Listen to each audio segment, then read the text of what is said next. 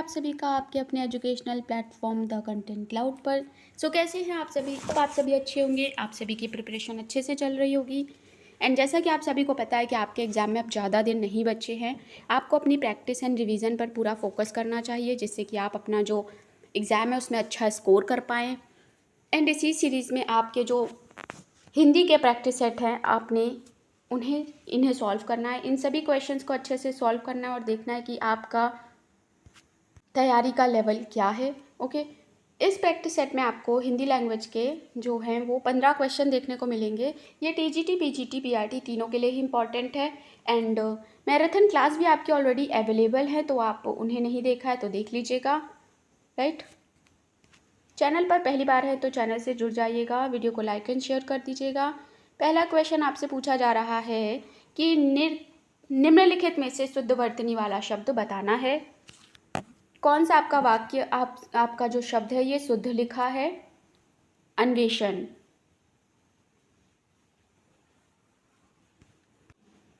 अन्वेषण का अर्थ होता है खोजना या ढूंढना।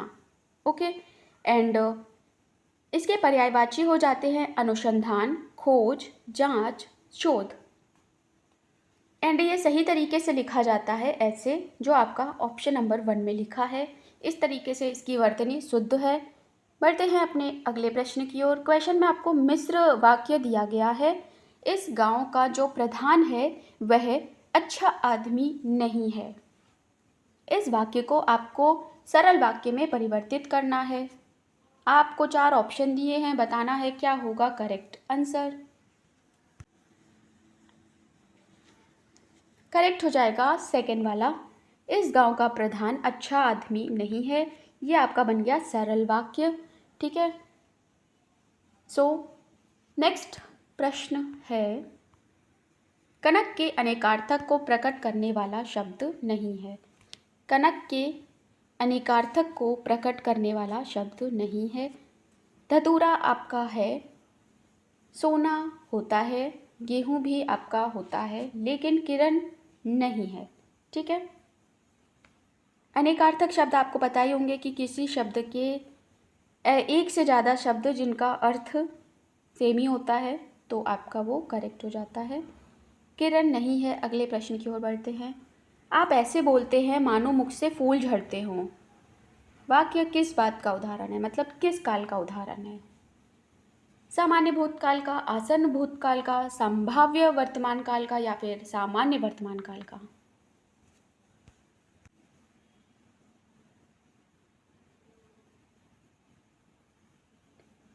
यहाँ पर आपका माना जा रहा है मानो मुख से फूल झड़ रहे हो। यहाँ पर मुख से फूल झड़ने की संभावना का पता चल रहा है, इसलिए आपका ये संभाव्य वर्तमान काल हो जाएगा। ओके, नेक्स्ट है, वाक्य में कारक भेद का उचित विकल्प बताइए। मैंने राधा को पुस्तक दी, इसमें कौन सा कारक है? अधिकरण, कर्म, संप्रदान, संबंध।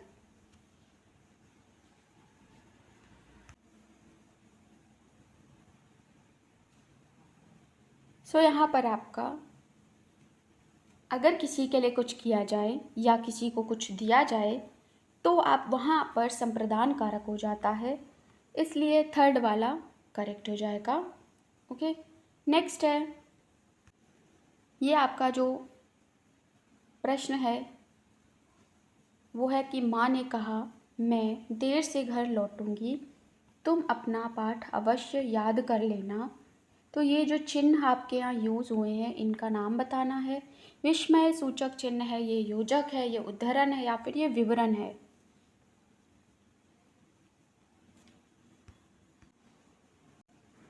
किसी और के वाक्य या शब्दों को एज इट इज़ रखना, तो ये आपका उद्धरण चिन्ह का वहाँ पर प्रयोग होता है। ठीक है, एंड इसलिए यहाँ उद्धरण चिन्ह थर्ड ऑप्शन करेक्ट होगा। अगला है, दिए गए युग्म का सही शब्द युग्म ज्ञात कीजिए। यानी अभिराम और अविराम दोनों का करेक्ट जो अर्थ है वो कहाँ आपको पता लग रहा है? चारों ऑप्शंस में से बताना है। सुंदर और बिना रुके, ये करेक्ट हो जाएगा सेकंड ऑप्शन। नेक्स्ट है, प्रतिध्वनि शब्द में प्रयुक्त उपसर्ग बताना है। प्रतिध्वनि को अगर हम इसको अलग अलग करें तो इसका अर्थ होगा प्रति प्लस ध्वनि। ध्वनि यहाँ पर आपका मूल शब्द हो जाएगा, तो प्रति आपका उपसर्ग हो जाएगा। सो प्रति आपका यहाँ पर करेक्ट हो जाएगा एंड सेकेंड ऑप्शन करेक्ट हो जाएगा। नेक्स्ट क्वेश्चन की ओर बढ़ते हैं। क्वेश्चन है कि पितृ प्लस इक्षा के योग से कौन सा शब्द बनेगा। अगर आप पितृ प्लस इक्षा का योग करें तो आपका क्या बनेगा? पितृक्षा, पितृक्षा, पितृक्षा या फिर पितृक्षा?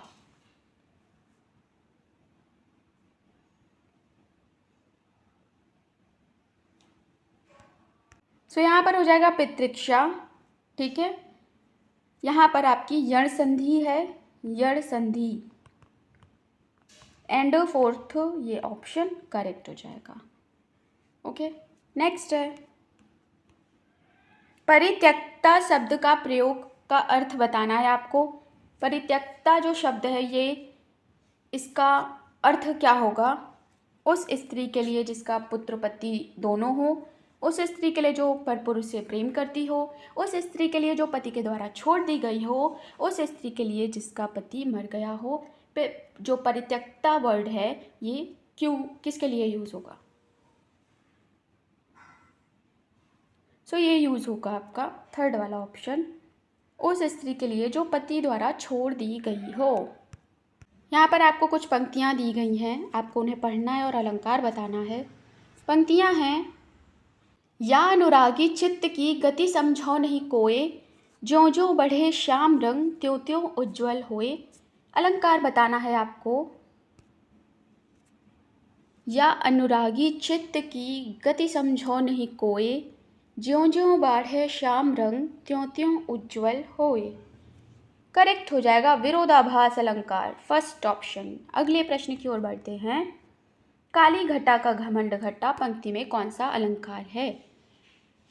अगर आपने ठीक से अलंकार के चैप्टर को पढ़ा है तो ये वाला जो आपका काली घटा का घमंड घटा ये वाक्य ये वाला बहुत बार आपसे पूछा जा चुका है। ओके, बहुत बार आपके नज़रों के सामने से गुजरा होगा प्रश्न।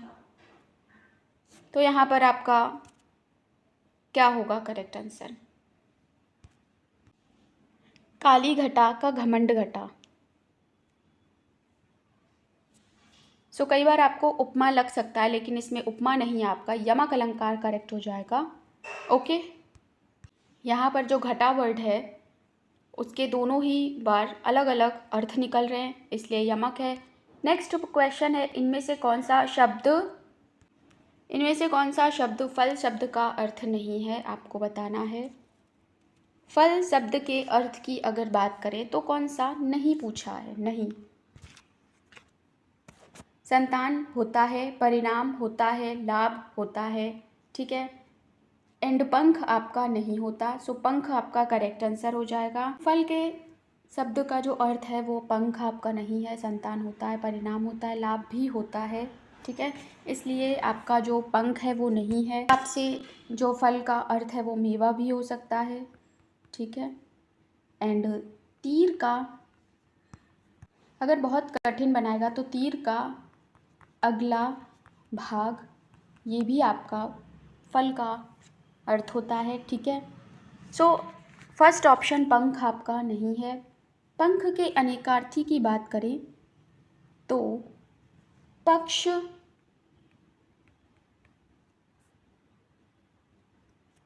बल, घर, सहाय और 15 दिन का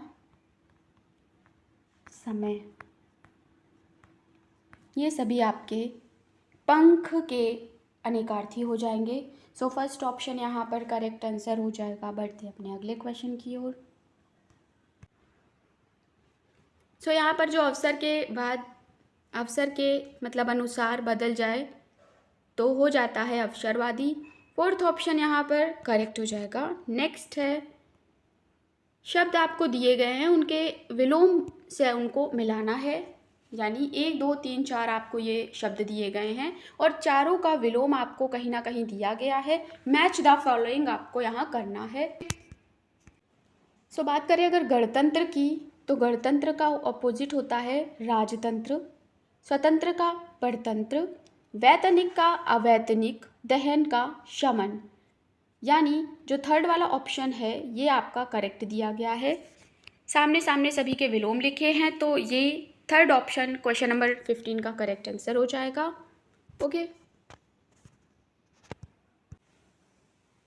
CDP Hindi, SST, Haryana GK सभी की मैराथन क्लासेस अवेलेबल है। अगर आपने नहीं देखी हैं तो जल्दी जल्दी से उन्हें देख लें, आपके एग्ज़ाम में बहुत हेल्प मिलेगी। ओके। एंड अगर आप तत्सम तद्भव वाक्यांश के लिए शब्द एंड अलंकार इन सभी को ट्रिक के साथ देखना चाहते हैं तो वो भी क्लासेस अवेलेबल हैं, उन्हें भी देख लीजिएगा। मिलते हैं नेक्स्ट क्लास के साथ। अगर आपको किसी भी सब्जेक्ट या टॉपिक में कोई प्रॉब्लम है तो आप कमेंट सेक्शन में पूछ सकते हैं। सो मिलते हैं नेक्स्ट क्लास में, तब तक के लिए थैंक्स फॉर वॉचिंग।